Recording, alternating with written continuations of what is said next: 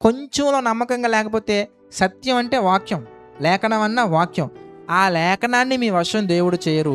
లేఖనాన్ని మీ వశం దేవుడు చేయకపోతే లేఖనంలోని నిత్యజీవం నీకు వస్తదా? రాదండి. ఎంత లింక్ ఉందో చూసారా? మీరు వదిలేసి అన్నం మెతుకులానకలా ఆలోచించారు ఎప్పుడైనా? అది మీకు చిన్నగా కనిపించవచ్చు. దాంట్లో మీరు నమ్మకంగా ఉండటం లేదు కాబట్టే ఈ పరలోకపు జ్ఞానాన్ని దేవుడు మీ వశం చేయట్లేదు.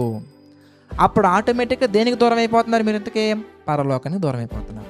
యేసుక్రీస్తు వారు చూసారు ఎంత పర్ఫెక్ట్గా ఉన్నారు. ఫుడ్ దగ్గర కూడా ఆయన చాలా సూపర్ పర్ఫెక్ట్. అంతేనా, అస్సలు ఆహారం ఎక్కడ వేస్ట్ చేయనివ్వలేదు ఆయన.